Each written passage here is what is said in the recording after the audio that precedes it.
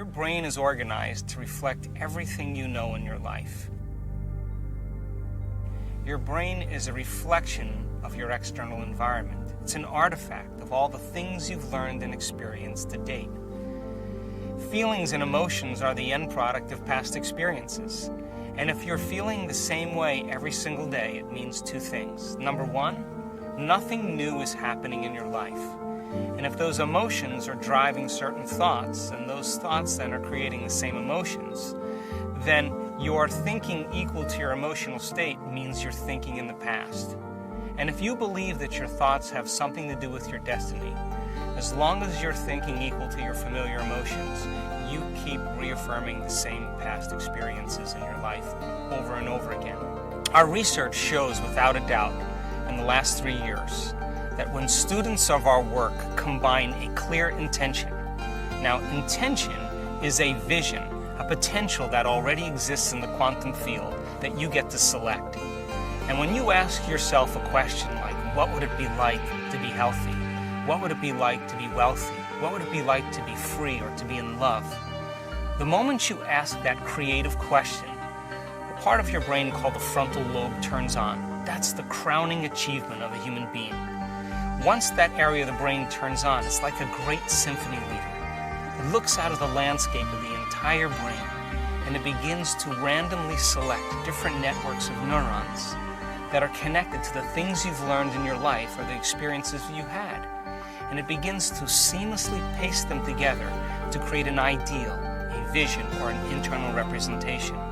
That is a potential experience that's awaiting you. But it's not enough to just have the mind involved.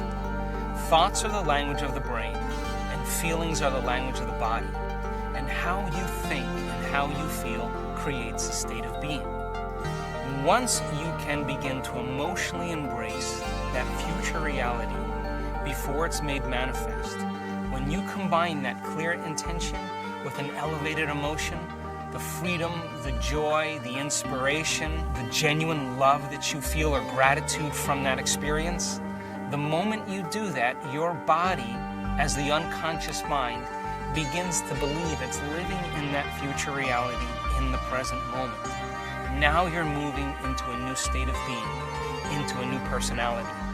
And a new personality creates a new personal reality. The research that we've done shows that when we teach people how to regulate their internal states, to begin to create more coherence in their brain, and to generate elevated emotions like joy and gratitude and inspiration, that not only does the brain become coherent, but so does the heart. And when the brain is coherent, the heart is coherent. When the heart is coherent, the brain is coherent. And so why don't we live by these states on a daily basis? Primarily because the majority of the time that we live in our waking state of consciousness, 70% of the time, you and I are living by the hormones of stress. And living in stress is living in survival. And when you're living in survival, the very chemicals of survival cause you to function as materialist, defining your reality with your senses. You pay attention to objects and things and people. You begin to believe that your outer world is more real than your inner world. And the side effect of this, over time, begins to cause us to feel separate from possibility. Why? Because when you're threatened by some predator or some danger in your life, it's not a time to go in. It's not a time to trust the unknown. It's not a time to open your heart and feel love. It's not a time to communicate. It's not a time to create. It's not a time to learn. It's a time to survive. So then, in order for us to create then, we have to lay down the very thing we used our whole life to get what we want for something greater to occur. In changing beliefs and perceptions about yourself and your life. And what is a belief other than a thought you keep thinking over and over again? And all beliefs are based on past experiences. And in order for you to change a belief or perception about yourself and your life, you have to make a decision with such firm intention that the amplitude of that decision carries a level of energy that's greater than the hardwired programs in your brain and the emotional conditioning in your body. And your body literally has to respond to a new mind. And when the choice becomes an experience that you never forget, that's the moment the past biologically no longer exists in you. And people around the world are changing beliefs and perceptions that are based on past experiences from 30 and 40 and 50 years ago. And the side effect is that they're creating new lives. We'll teach you specifically how all potentials in the quantum field exist in the present moment. We'll teach you how to find the sweet spot of the generous present moment, so that when you sit down to create something in your future, it's important for you to understand that only when you're in the present moment do you have access to possibility. And we'll train you on how to do that.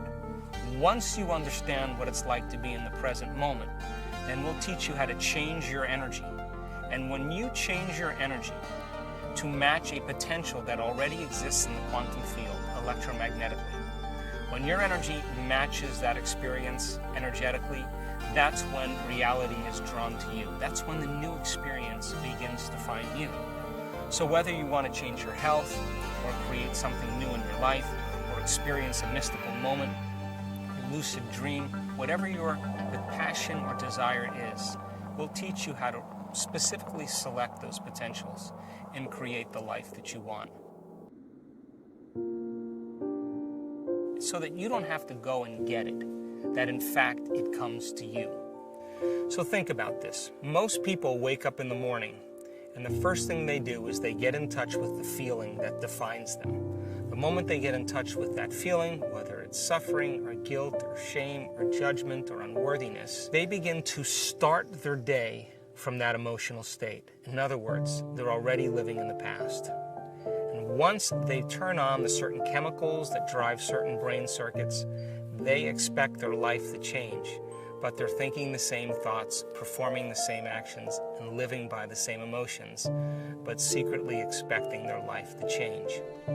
What if, then, in a small example, you became conscious of those emotions that keep you anchored to the past, and you begin to change your emotional state? Means you would begin to change your energy.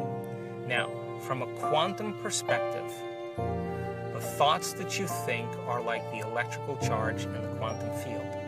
The feelings that you emote are like the magnetic charge in the quantum field. And how you think and how you feel broadcasts an electromagnetic signature that influences every single atom in your life. The thought sends the signal out, and the feeling draws the event back.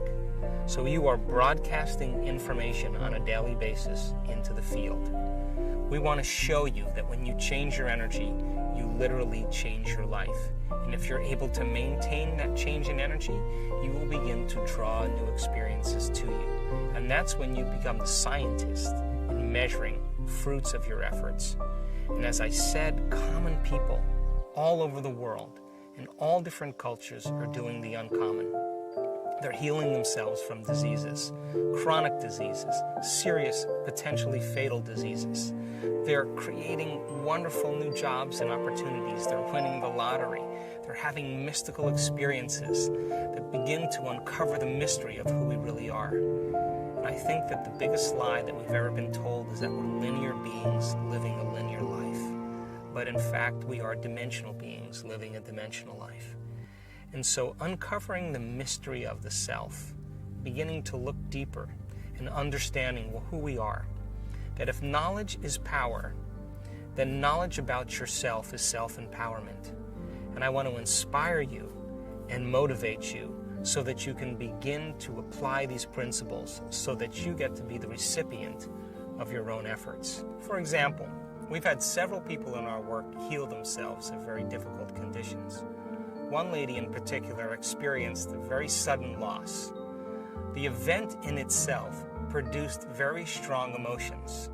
Those emotions then lingered for periods of time, and it began to define her as a personality.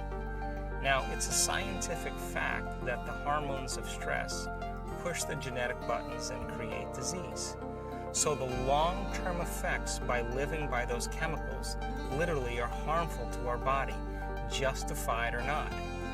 Now, we've all had traumatic events in our life, and some of those traumatic events brand us both neurologically and chemically. In this woman's experience, the event was so traumatic that the emotions lingered for weeks and months and finally years. It became part of her identity. And so, as a result of the long-term effects and her personality being defined by the past instead of the future, living by those same emotions began to break her body down. In a very short amount of time, she developed paralysis from the waist down. The result of the effect of the paralysis created more stress in her life. Now she couldn't work. She couldn't take care of her children. She couldn't make any money. She couldn't take care of her house. She had to get assistance from other people, and her mother had to move in with her. And because of all of the effects of those circumstances, her stress hormones went up.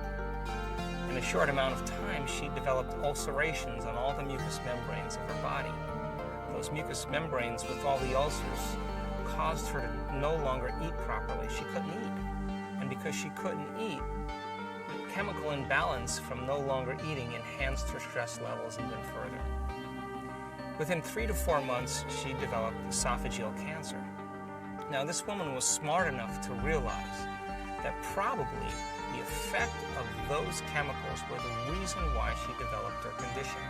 In other words, she said to herself, if I created this condition because I was living by this event, in other words, emotionally I was attached to my past, is it possible then to uncreate it and create something else?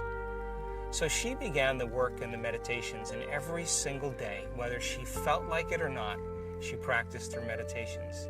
And for sure, she had certain days where she didn't feel like doing her meditations because she didn't feel well, but she did them anyway. She also made the decision that she wasn't going to get up from her meditations until she was in love with life. Now, to the materialist, the person who's defining reality with their senses, to the materialist, there's no reason for her to be in love with life. Why? She had a traumatic event.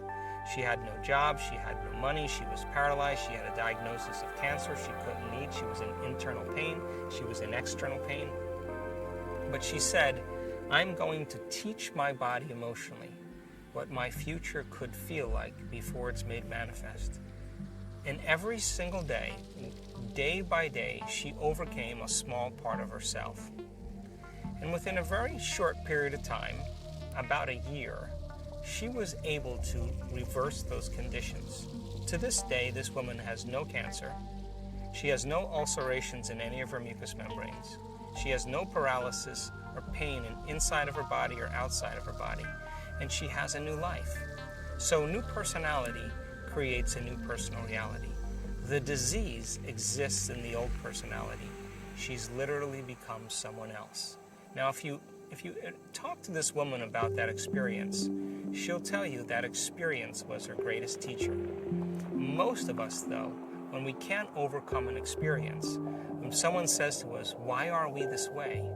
We typically say, we are this way because of some event that's happened to us in the past, which means I haven't been able to change since that event. That event altered me emotionally. But once we understand that we can be defined by a vision of the future instead of the neurocircuitry and chemicals and emotions of the past, this is when we change our personality and we create a new personal reality.